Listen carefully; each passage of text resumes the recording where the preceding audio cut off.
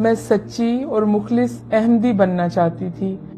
جس کے لیے میں قادیان گئی، لیکن میں نے جو حالات وہاں دیکھے اس نے مجھے قادیانیت سے قریب کرنے کی بجائے اسلام کے قریب کر دیا۔ میرا نام چندہ سمینہ کوثر ہے اور میرا تعلق چناب نگر سے ہے، جس کا پرانا نام ربوہ بھی ہے۔ میں نے بنیادی تعلیم ربوہ سے حاصل کی، FA BA، اور اس کے بعد میں نے B.Ed جو ہے چنیوٹ کالج سے کیا۔ B.Ed کے بعد مجھے جانے کا موقع ملا اسٹوڈنٹ بیس پہ سوئٹزرلینڈ، ادھر سے پھر میں نے مائگریٹ کیا بیلجیم میں۔ بیلجیم میں موجودہ میری سچویشن جو ہے وہ میں بطور جج فیملی کورٹ میں فرائض انجام دے رہی ہوں۔ میں پیدائشی قادیانی تھی۔ میرے خاندان میں سب سے پہلے میرے پردادا قطب دین نے مرزا قادیانی کو امام مہدی مانا تھا۔ جب میں قادیانی تھی تو بھی اپنے آپ کو مسلمان ہی کہا کرتی تھی، بلکہ ٹرو مسلم کہا کرتے تھے ہم اپنے آپ کو۔ لیکن میرا اپنی والدہ کے ساتھ چھوٹی عمر میں قادیان جانے کا موقع بنا۔ یادداشت میری تھوڑی شارپ ہے، اس لیے مجھے ایک ایک دن یاد ہے قادیان کا۔ تو میں نے جو محسوس کیا کہ وہ ایک بستی میں سے ایک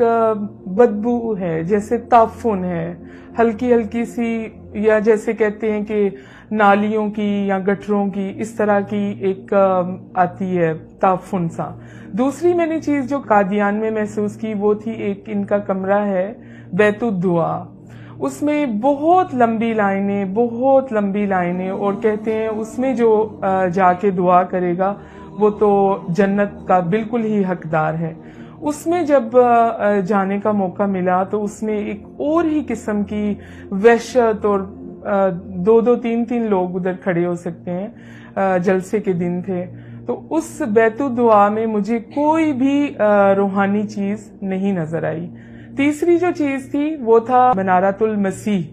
اس کے گرد جو طواف کرنا یا اس پہ ہاتھ لگا کے چومنا اور پورے جسم پہ لگانا اور اپنے منہ پہ ملنا، اور اس کے اندر بھی جا کے چھوٹی سی جگہ ہے تو وہاں پہ بھی جا کے مجھے کوئی بھی سکون نہیں ملا۔ چوتھی چیز تھی مرزا قادیانی کی قبر، جو بھی جاتا ہے وہ لازمی طور پہ ایک مرزا قادیانی کی قبر کے اوپر، اور جس پہ وہ واک کیا کرتے تھے، سیر کیا کرتے تھے اپنی زوجہ کے ساتھ اسٹیشن تک، وہاں تک جانا بہت ضروری ہے۔ تو جب میں اپنی والدہ کے ساتھ وہاں پہ چلتی تھی تو کوئی بھی ایسی کوئی روحانی کچھ بھی ایسا منظر بالکل بھی نہیں ہے، اور لوگوں سے میں پوچھتی تھی کہ شاید مجھے نہیں محسوس ہو رہا، خالہ جان آپ کو محسوس ہو رہا ہے ایسا کچھ کہ ہم مکہ کی گلیوں میں ہیں یا مدینہ کی ہواؤں میں ہیں، فضاؤں میں ہیں؟ لیکن چونکہ سب پیدائشی قادیانی ہوتے ہیں تو پیدائشی قادیانی کا کوئی رائٹ نہیں ہوتا کہ وہ اس مقام کے بارے میں بات کر سکے۔ جس عقیدت اور محبت اور احترام سے ہمارا قادیان کا سفر رہا، تو وہاں پہ جا کے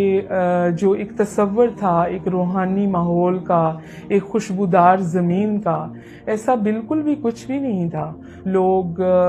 بس اپنے تئیں اس کو مکہ مدینہ کا درجہ دیے بیٹھے ہیں۔ اس کے بعد جب میں نے مرزا قادیانی کی کتابیں اس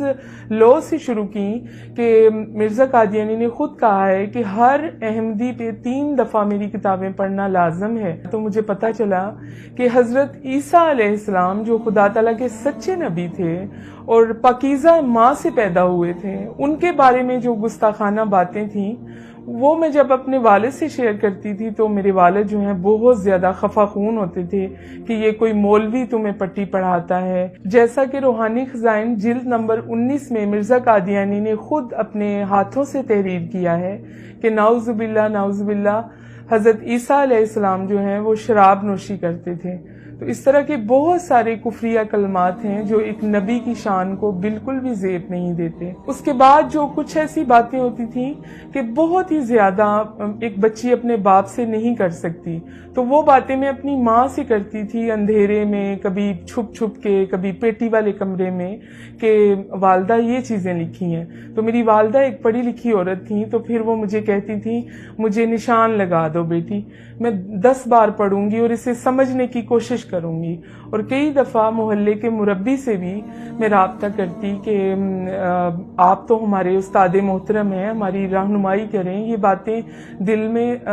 ایک گرہ سی باندھتی جا رہی ہیں۔ اس سارے سلسلے کے بعد جب میں اپنے والدین سے بات کرتی، میری والدہ جو ہیں قائل ہو جاتی تھی، لیکن میرے والد کبھی بھی قائل نہیں ہوتے تھے، بلکہ وہ کہیں نہ کہیں میرے لیے مرنے کی بد دعائیں کرتے تھے کہ یہ کیا اذیت ناک ایک بچہ میرے گھر پیدا ہو گیا ہے، کیونکہ میں سب سے بہن بھائیوں میں چھوٹی تھی اور سب سے زیادہ خدمت گزار تھی، اور میرے بہن بھائی سب سیٹ تھے یورپ میں، لیکن میں اپنے والدین کے ساتھ تا دم مرگ میں نے نبھا کرنے کا وعدہ کیا ہوا تھا خدا سے۔ اس کے بعد جو ہے میں نے کچھ عرصہ کے لیے اپنے والد سے ڈسکشن کرنا بالکل بند کر دی۔ خدا سے میں نے عرض کرنی کہ یا خدا، میں ایک عورت ہوں، ایک لڑکی ہوں، اگر میں اس عذاب سے نکلوں تو میں اپنے ماں باپ کے بغیر نہیں نکل سکتی، لیکن میرے والد کو آخری عمر میں کچھ ایسے خواب آنے شروع ہو گئے تھے اپنے متعلق، میرے متعلق، تو پھر وہ میں جب بھی ان کو فون کرتی بیلجیم سے تو وہ مجھے کہا کرتے میرے پاس جلدی سے آؤ، تو وہ کچھ آگ دیکھتے تھے، کبھی اپنے آپ کو جلتا دیکھتے تھے تو کہتے تھے کہ تم میری بیٹی ہو، تم میری مرہم کر رہی ہو۔ تو اس طرح سے میرے والد کی جو نفرت تھی خدا تعالیٰ نے محبت میں بدل دی۔ پھر الحمدللہ 2015 میں وہ دن آ ہی گیا جب میرے والد جو ہیں بالکل باقاعدہ طور پہ مجھ سے ایگری ہو گئے کہ ہم اس کلٹ سے نکلتے ہیں، اور ڈھیروں لعنتیں ڈال کے مرزا قادیانی پہ ہم نے سچے دل سے اسلام کو قبول کیا۔ چونکہ بچپن میرا ربوہ میں گزرا، چناب نگر میں گزرا، تو بہت سارے ایسے واقعات ہیں جو ذہن پہ ویسے ہی نقش ہیں جیسے میں نے خود اپنی آنکھوں سے دیکھے۔ جیسا کہ وصیت کرتے ہیں یہ لوگ، پوری زندگی پیسے دیتے ہیں کہ ہم جنت میں داخل ہوں گے، اور علیحدہ سے بہشتی مقبرہ بنا رکھا ہے، تو جن لوگوں کے بھی پیسے تھوڑے سے کم ہوتے تھے ان کو وہاں پہ نہیں دفن کیا جاتا تھا، حالانکہ وہ پوری زندگی اپنی آمدن کا حصہ باقاعدہ دیتا رہا۔ اگر تھوڑے سے پیسے کسی بیماری کی وجہ سے یا بڑھاپے کی وجہ سے یا پریشانی کی وجہ سے وہ ادا نہیں کر سکا تو ان کا میں رحم کہیں پہ بھی نہیں دیکھتی تھی، اور اس کو امانتاً نارمل جو عام قبرستان ہے اس میں دفن کر دیا جاتا تھا۔ اور میرے والد چونکہ بزرگ تھے اور نظر بھی کمزور تھی اور بہت دعاؤں والے آدمی تھے، ان کو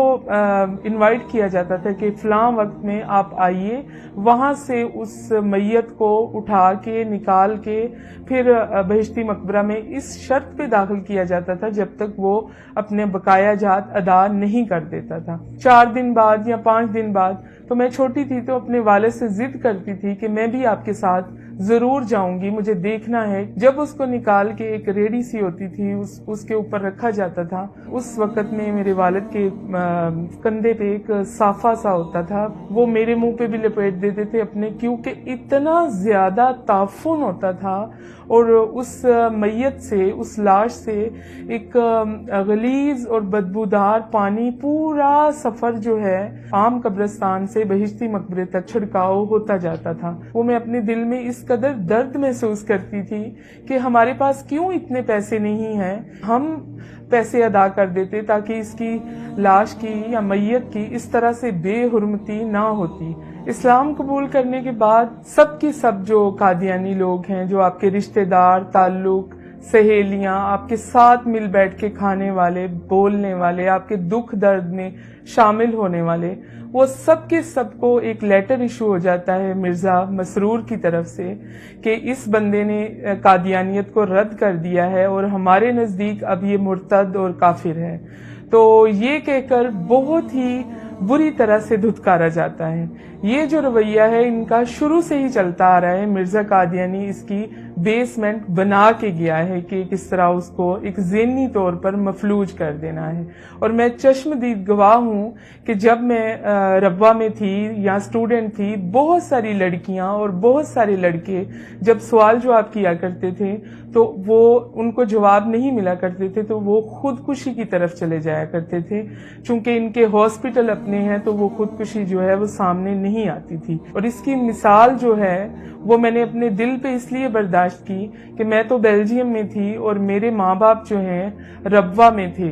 اور وہ ماں باپ جو ربوہ کی تعمیر میں جن کا ہاتھ تھا، جن کی اینٹیں لگانے میں انہوں نے اپنا خون پسینہ دیا ہوا تھا، ان کو مرزا مسرور کی وجہ سے اپنے گھر میں قید کیا گیا کہ آپ توبہ کریں، آپ ایک پر اثر شخصیت ہے محلے کی. اگر آپ اس سے نکلیں گے تو بہت سارے لوگ بھی سوال اٹھائیں گے. اور اوپر گلی میں کیمرے بھی لگائے جاتے تھے کہ کوئی بھی ان کی مدد نہیں کر سکتا، نہ ان تک کوئی فوڈ پہنچتا تھا، درد کی دوائی، ڈسپرین، کچھ بھی. محلے کا بالکل بائیکاٹ. تو اس طرح کے مصائب برداشت کر کے انہوں نے اپنی زندگی دے دی. اور ان کی ڈاکٹری رپورٹ جو میری والدہ کی اور میرے والد کی ڈیتھ سرٹیفکیٹ پہ ہے وہ ہے کہ cause death because of hunger, بھوک کی وجہ سے موت. نہ کوئی ہارٹ کا مسئلہ تھا نہ بلڈ پریشر کا، صرف ان کی وینوں کو جب چیک کیا گیا تو تقریباً 13 دن سے ان کے اندر کچھ بھی نہیں تھا، نہ پانی نہ روٹی، کچھ بھی نہیں تھا.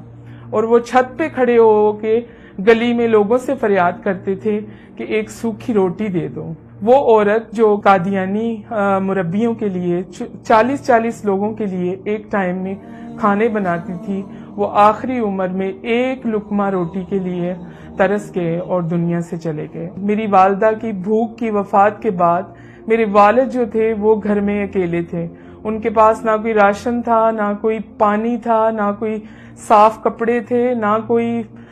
دوائی تھی، کچھ بھی نہیں تھا. تو وہ اکیلے تھے. پھر میں نے رابطہ کیا UNO کے ادارے سے اسلام آباد میں کہ آپ میرے والد کو ایمبیسی کے تھرو چیک کر سکتے ہیں، کیونکہ میرے والد اور میری والدہ جو ہیں بیلجیم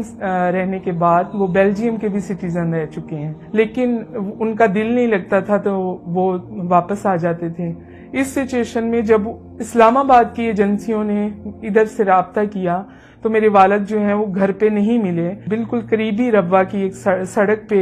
میرے والد کو جب لوگوں نے پہچان کے دیکھا اور وہ اس ادارے نے جب ان کو چیک کیا تو ان کے منہ میں